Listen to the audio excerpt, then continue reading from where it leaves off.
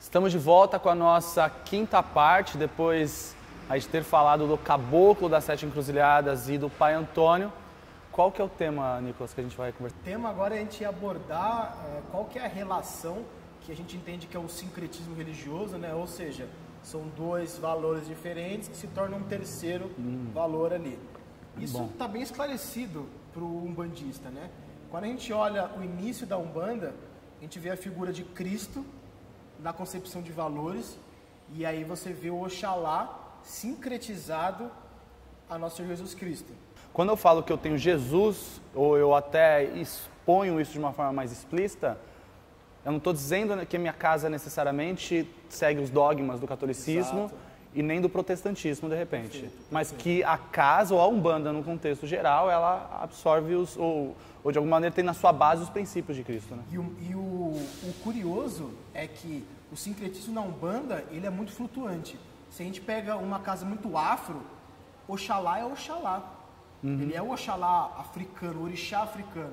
Se você pega algumas casas que tem uma influência não tão afro, esse Oxalá ainda existe, mas ele tem uma concepção não do orixá africano, mas com os valores de Cristo, que não é esse com os dogmas, mas assim a parte ética da mensagem de Jesus. Então, a questão de aonde está Jesus na Umbanda, acredito que esse conceito da caridade é o maior valor da figura que seria de Jesus e Oxalá para dentro da religião de Umbanda. É quase unânime, né? Em todos os terreiros, talvez, que a gente tem uma imagem de Oxalá no topo do congá. Pelo menos acima dos outros orixás, de alguma maneira, representando essa consciência superior, de princípios, de valores essenciais para o ser humano se desenvolver, né? E todas as 7 linhas, a gente tem mais de 10 interpretações de 7 linhas, se a gente fosse colocar no geral, mas dá para abrir isso muito mais. É unânime que em todas as interpretações, a linha mais, não vou dizer importante, né, mas a que tem mais relevância ali, que seria a primeira linha, sempre é a de Oxalá ou de Jesus Cristo. Ela sempre está associada como a linha mais importante, porque ela carrega a maior virtude da religião, que é essa questão da conexão com a caridade, o dar-se a receber, está muito atrelado ao triângulo que o Caboclo sempre falou, né? Humildade, amor e caridade. Foi o que o Cristo mais, de alguma maneira, expressou. Tem uma influência do Caboclo, de uma vida anterior, a influência daquela época dentro do espiritismo. Então, a Umbanda tem isso muito forte. Mas hoje, quando a gente fala Jesus, a gente tem muita gente que fala, não, um distanciamento, Oxalá, é Oxalá. Tá, mas que Oxalá? Esse Oxalá também não é africano. Então, a gente hoje não tem muito... tem alguns que fazem uma concepção bem clara. A linha de Oxalá é assim. Mas quem é essa figura de fato? A gente tem muitas interpretações abertas. Então, a gente fala assim, não é Jesus e não é o orixá Oxalá. Tá, mas quem é? Qual que é o valor? É o valor da espiritualidade, da fé, da cristalização de tudo. Criando um sentido novo. Porque o que você está dizendo é que a gente... o umbandista tem a preocupação de dizer, não é o Jesus da igreja. Não, também não é o Oxalá do candomblé. Exato. Tá? Então é uma terceira, uma nova, talvez, visão, é isso que você está dizendo. Exatamente, porque a concepção sobre orixá dentro da Umbanda sempre foi um cargo, né? Então, como ele estava ligado a um cargo, ele estava ligado a uma energia de algum princípio, que depois a gente vai falar sobre as 7 linhas de Umbanda.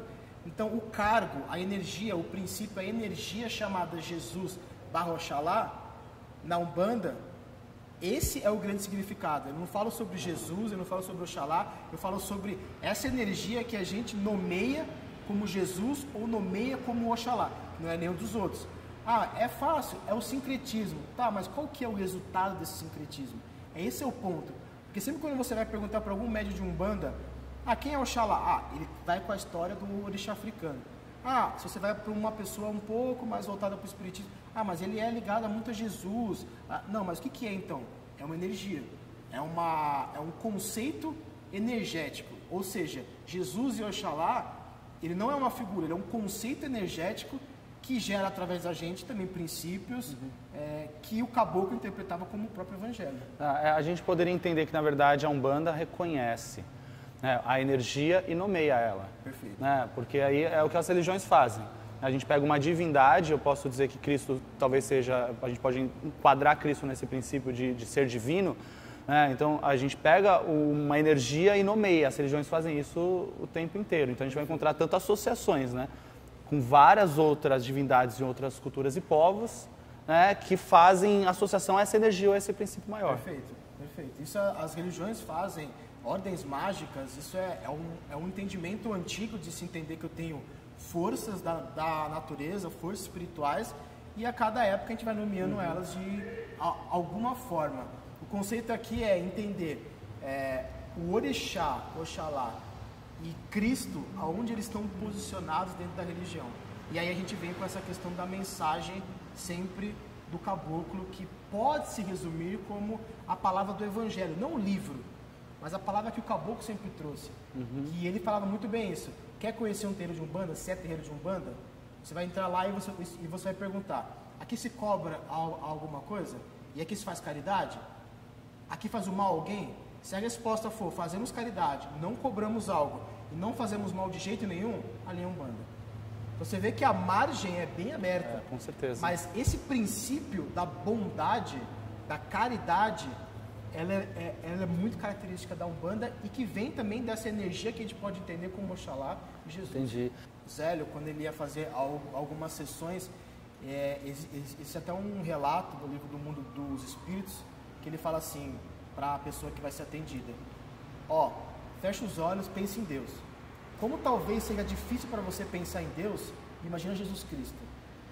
E aí a pessoa fechou o olho e aí ele começou a fazer orações direcionadas para daquela pessoa. Ou seja, o símbolo de Jesus ali é um símbolo para conectar.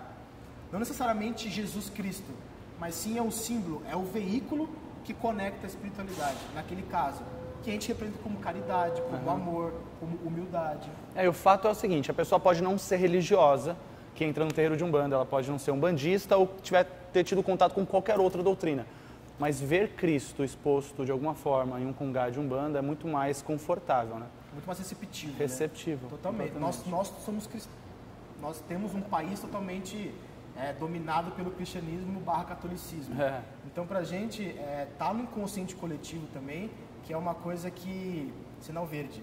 Se tem Jesus, não vai fazer o mal. Com certeza. Eu me lembro que quando a gente fez a reforma neste congá que o pessoal está vendo, a gente está no congá do Templo Escola Casa de Lei. E quando a gente fez essa reforma, o rapaz que veio colocar essa bancada de mármore, ele falou: o que é Umbanda, né? Ele chegou a perguntar, tá, eu por cima expliquei. Ele falou: mas só de ver que tem Jesus eu me sinto bem. Tranquiliza. Então eu acho que essa é a mensagem principal, que eu acho que a Umbanda passa espontaneamente quando um indivíduo pisa no terreiro e ver que tem uma figura de Jesus acima das outras coisas, né? Tranquiliza, né? Tranquiliza. É nosso inconsciente coletivo. Mas essas figuras hoje, porque hoje, quando a gente fala de tradição, o pessoal hoje na Umbanda está falando muito sobre a tradição, a Umbanda tradicional. O que é isso? Não tem como você ter uma Umbanda tradicional. O cenário que existia lá antes e o cenário atual. Então, quando você fala assim, o tradicional, as pessoas buscam, olham para aquele cenário, um cenário de mais de 100 anos, e falam: agora eu quero incorporar isso. Mas como eu posso colocar aquela figura de Jesus, e aí eu pego e empurro Oxalá, falo: peraí, Oxalá, vai pro lado, não, mas agora Jesus é o Senhor da Umbanda. Mas são os valores. Então, existe um movimento falando sobre tradição da Umbanda, mas a gente não pode substituir. A gente tem que entender que existe um valor único ali. Sim. Não é um nome, é um valor único. E quando a gente entende que eu tenho um valor único, aí eu vou conseguir respeitar a tradição. Legal, perfeito. Reconhecer essa essência e é o que vai, de alguma maneira, dar um norte, né? E a maior essência da Umbanda, a gente tem, eu acho que as 7 linhas, é tudo uma estrutura, mas a maior essência da Umbanda, que a história nos mostra, é através de Jesus e Oxalá, que é essa mensagem que nos conecta. Sensacional. Tenho certeza que você deve ter se identificado com isso. Bom, a gente vai encerrar este bloco para também não ficar muito extenso e a gente pula para o próximo, continuando assuntos. Qual que é o tema do próximo bloco? 7 linhas de Umbanda. As 7 linhas de Umbanda, vamos lá.